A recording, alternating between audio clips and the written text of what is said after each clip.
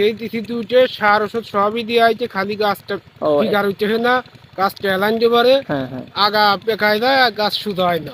দর্শক, আজকের এই ভিডিও থেকে আপনারা জানতে পারবেন যে আপনাদের পেঁয়াজ যদি কালো না হয়, যদি পেঁয়াজ লালটে ধরনের থাকে এবং পেঁয়াজ যদি চিকন থাকে, পেঁয়াজ যদি মোটা না হয়, তাহলে কি কি ওষুধ দিবেন এবং পেঁয়াজে পচা নিয়ে আসলে কি ওষুধ দিবেন, বিস্তারিত দর্শক আজকের এই ভিডিও দেখানো হবে। তা দর্শক, ভিডিওটি না টেনে সম্পূর্ণ দেখতে থাকুন। হ্যালো ভিউয়ার্স, আসসালামু আলাইকুম। দেশ এবং বিদেশ থেকে যারা আমার এই ভিডিওটি দেখছেন সবাইকে শুভেচ্ছা এবং মোবারকবাদ। আমি মোহাম্মদ রিয়াদ চলে আসলাম আপনাদের সামনে MR কৃষি টিভির পক্ষ থেকে প্রতিদিনের মতো আরেকটি নতুন ভিডিও নিয়ে। আশা করি সকলেই ভালো আছেন। আলহামদুলিল্লাহ, আমিও ভালো আছি। দর্শক, আজকে আমি চলে আসছি একটি হালি পেঁয়াজের জমিতে। দেখতে পাচ্ছেন যে এই জমির মালিক ইনি পেঁয়াজ স্প্রে দিচ্ছে। তা দর্শক, আজকে আমি আপনাদেরকে এই জমি থেকে জানানোর চেষ্টা করব যে এই পেঁয়াজের বয়স কতদিন হয়েছে এবং কতদিন বয়সে কি কি ওষুধ স্প্রে দেওয়া হচ্ছে। এবং দর্শক, আজকে আমি এই জমির মালিকের সাথেই কথা বলে আপনাদেরকে একটু জানানোর চেষ্টা করব। তা দর্শক, চলুন আমরা সরাসরি আগে এই জমির মালিকের সাথে একটু কথা বলে জেনে আসি যে তিনি আজকে এই জমিতে কি কি মানে কিসের জন্য কি ওষুধ স্প্রে দিচ্ছেন। আসসালামু আলাইকুম। ওয়ালাইকুম আসসালাম। ভালো আছেন ভাই? আল্লাহ রাখতে ভালো। ভাইয়ের পেঁয়াজের বয়স কতদিন? পেঁয়াজের বয়স হইছে 1 মাস 5 দিন হইছে। 1 মাস 5 দিন না? এই গাছ হলো পচানি লাগছে, তাই আমি ভিটামিন মানে পচানি ভিটামিন এসব দিছি, তো আমি তো লেখাপড়ি জানি না, মানে একজন মানুষদের টাইটাই হাইনি তারা দেখায় তা বাজার ওষুধ পানি কিনে। ও, এই পেঁয়াজে কয় সেজ গেছে ভাই? সেই তিথিতে উঠে সার ওষুধ সবই দেওয়া হয়েছে, খালি গাছটা ফিগার উঠতেছে না, গাছটা এলান পারে আগা পেকায় দেয়, গাছ শুধু হয় না। মানে এই পেঁয়াজের গাছ হচ্ছে চিকন না? সেই কারণে আজকে ওষুধ দিচ্ছেন এবং এই পচানি লাগছে সেই কারণে। সেই কারণে পচানি লাগছে, সবকিছু দিয়ে লাগছে। তো এখানে কত শতাংশ জমি আছে ভাই? ওই হলো আমার 16%, 16.5% জমি। 16.5% না?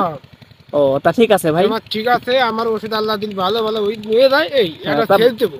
তা ভাই এবছর কত পাখি পেঁয়াজ প্রথম লাগাইছি? এবছর প্রথম লাগাইছি, জীবনে লাগাই না। 30 বছর 35 বছর বয়স আমার, তা বলে 35 বছর পরে এই যে আমি 25 সালে এসে লাগান ধরলাম।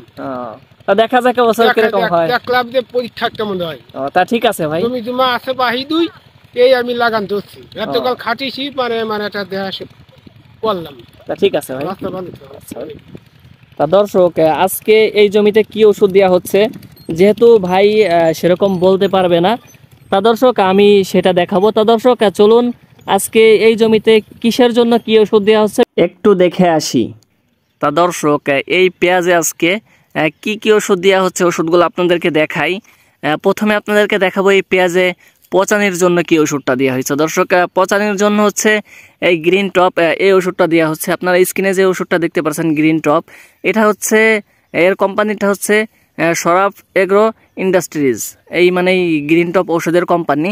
এবং দর্শক, এই পেঁয়াজ কালো হওয়ার জন্য যে ওষুধটা দেওয়া হয়েছে এটা হচ্ছে ইস্পাহানি কোম্পানির একটা ওষুধ। ইস্পাহানি কোম্পানির এটা হচ্ছে চিলেটিজিং, এটা হয়তো আপনারা অনেকেই চেনেন। এটাও ইস্পাহানি এগ্রো লিমিটেড।